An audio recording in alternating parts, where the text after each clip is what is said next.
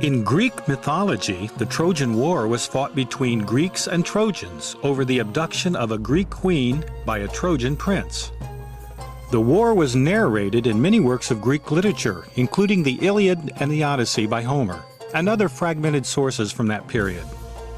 Later, the Roman poets Virgil and Ovid provided their versions of the conflict, which laid the foundation for the founding of Rome, a point that we will revisit later when we focus on Roman origins.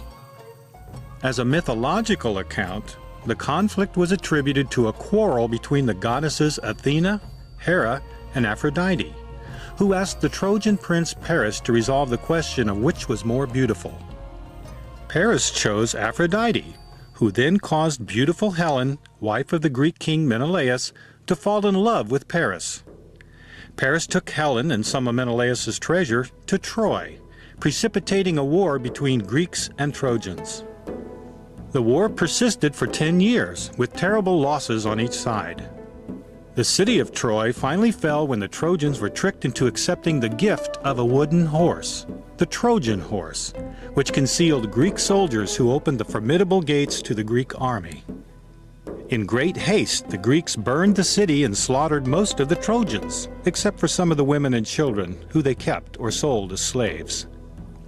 This is essentially the tale that we have inherited from the ancient Greeks, who regarded the Trojan War story as an historical event. Until the 19th century, modern scholars regarded both the war and city as non-historical mythology. However, in 1870, the German archaeologist Heinrich Schliemann excavated a site in modern Turkey, which is now accepted by most academics as being the Troy described by Homer and the Greek poets.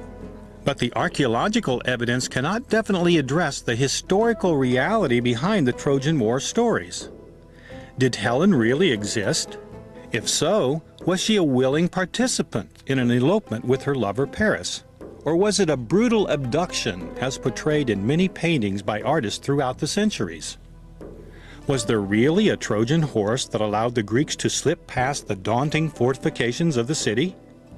Did the renowned Greek warrior Achilles really defeat the Trojan hero Hector in battle and drag his corpse behind his chariot?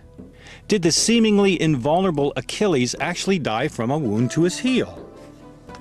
These are the kinds of questions that bring the story to life, but cannot be answered by an archaeologist's trowel. Some scholars believe that there is a historical core to the tale, though this may simply mean that the Homeric stories are a fusion of various accounts of sieges and expeditions by Greeks during the 12th and 11th centuries BC. Curiously, the Edgar Cayce readings provide support for both the traditional account of the Greek poets and modern critical scholarship. The readings extend the tale with numerous characters and situational details, details that explain the motivation of the characters from a soul perspective, and at times are at variance with a traditional interpretation of the events.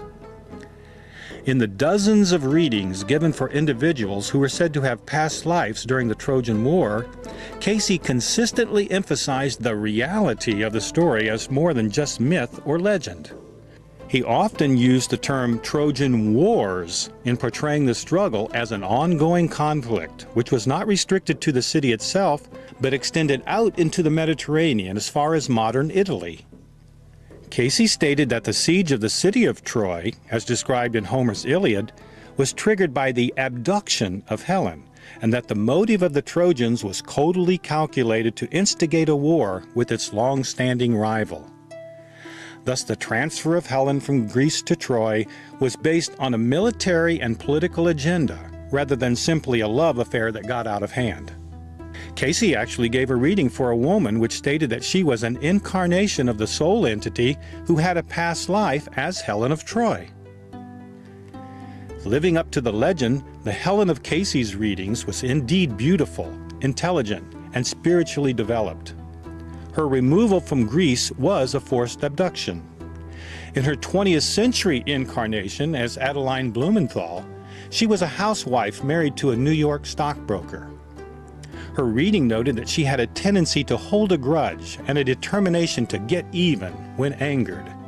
Whether these character traits were from her experience as Helen of Troy, or from another lifetime when she was an attendant to Queen Henrietta in England at the time King Charles I was beheaded, is not entirely clear. Clearly, her soul pattern included experiences typically associated with resentment and bitterness. Her reading encouraged her to focus on building a home for her family as an avenue for spiritual development. Like many of the cases that we will explore in this series, the importance of family relationships for this woman had a karmic flavor. Her 20th century husband, the stockbroker Morton Blumenthal, had a past life as the Greek hero Achilles. Although Achilles never met Helen during the Trojan War period, he admired her from a distance. A reading for Adeline Blumenthal's baby son when he was about a month old cited a past life as a Greek named Ionia, who gave his life in defense of Helen when she was abducted by the Trojans. His sacrifice engendered the love of the soul entity who was Helen when she reincarnated in the 20th century. Interestingly, the soul entity of Ionia, who gave his life to defend Helen in Greece, also had a lifetime as Alexander Hamilton, where he surrendered his life in a duel defending his own personal honor. Thus the karmic wheel goes round and round. In the context of the Trojan War story, once Helen was abducted to Troy, she became a symbol that instigated the war, but had no significant role in how the story evolved. A Greek army was raised and journeyed to Troy, where for 10 years battles were fought, sieges were laid upon the city, but no real progress was made by either side. Consistent with Homer's account, the Casey readings indicated that there were attempts at peacemaking during the 10-year conflict. A 36-year-old attorney was informed that he had served as a mediator between the opposing forces, and that some progress toward peace was made for a while before the resumption of hostilities. Likewise, a reading for a 53-year-old philosophy professor described a lifetime as a leader named Phaein among the Trojan forces. Phaein also unsuccessfully attempted to mediate a lasting truce. As the years passed and the military stalemate drug on, a dramatic confrontation between two primary protagonists moved the conflict toward resolution.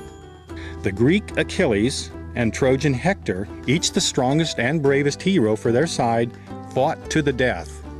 First, we'll consider Achilles. In one legend, Achilles' strength, valor, and apparent invulnerability came from his mother, Thetis. In her attempt to make him immortal, Thetis dipped little Achilles in the sacred river Styx. Her tactic worked, sort of, except at the part of his body where she held him, his heel. Thus we have the source for the iconic weakness to which all-powerful individuals are vulnerable, Achilles' heel. Dipping into his own vast pool of medical knowledge, Edgar Cayce fleshed out this symbolic event in the story by noting that the Achilles of history developed gangrene as the result of an injury to his heel and succumbed to blood poisoning. Just one of the fascinating details provided in the readings, but we are getting ahead of our story a bit.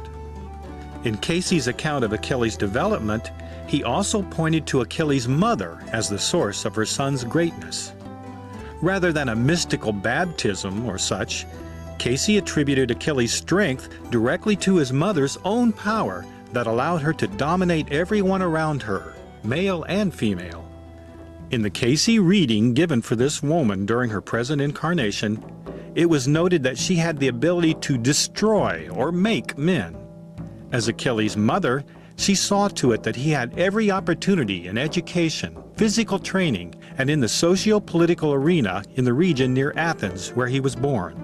Achilles excelled as a soldier, protected by armor prepared especially for him by his forceful mother.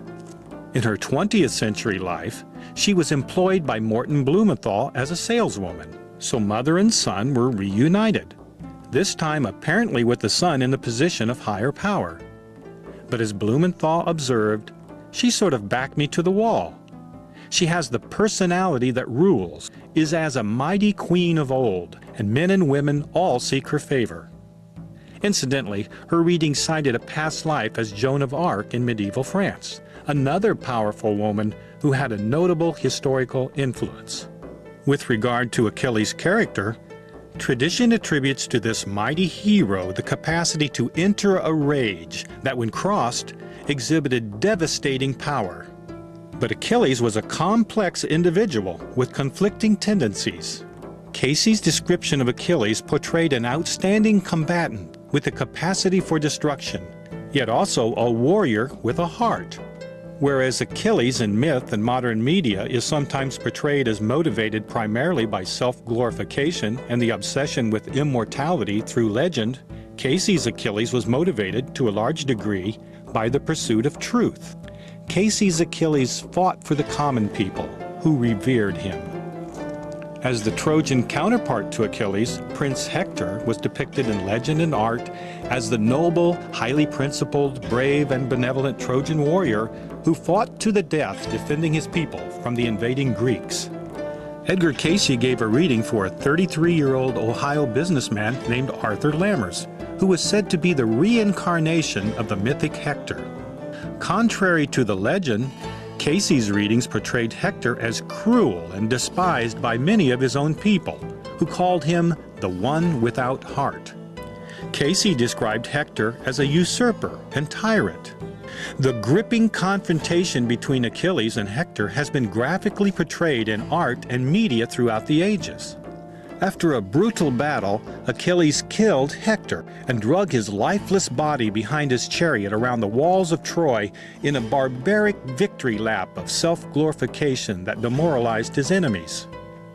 Interestingly, on September 19, 1935, Edgar Cayce had a dream about this savage contest in which he found himself an eyewitness to the battle. However, contrary to legend, as Achilles attached the defeated Hector to his chariot, Hector was still barely alive. While dreaming, Cayce recognized the ancient warriors as the 20th century businessmen, Blumenthal and Lammers. As ancient warriors, they both had black ringlets on their heads which resembled Medusa and was the source of their strength, much as it was for the biblical Samson. Achilles' body was very hairy, while Hector only had hair on his neck, which was a different color than his head. As is typical with much of the Cayce past life information, the details can be revealing. In traditional accounts of Achilles' victory laps, he is generally depicted as driving a one-man chariot. Edgar Cayce gave a reading for a man who was said to have been Illiad, the driver of the chariot that dragged Hector's body, a two-man chariot. There appears to be historical support for this odd variation. Depictions of war chariots in use during the 12th century BC at the time of the Trojan War show two or more warriors in each chariot. Keep in mind that the Greek poet Homer was the first to provide a written account of this story, about 500 years after the event, when single-man chariots were in common use. Even with the death of Hector, the Trojan leader, the city of Troy remained impregnable to assault behind the massive walls and sturdy gates. It would take a shrewd and deceitful trick to open the city to the Greek army.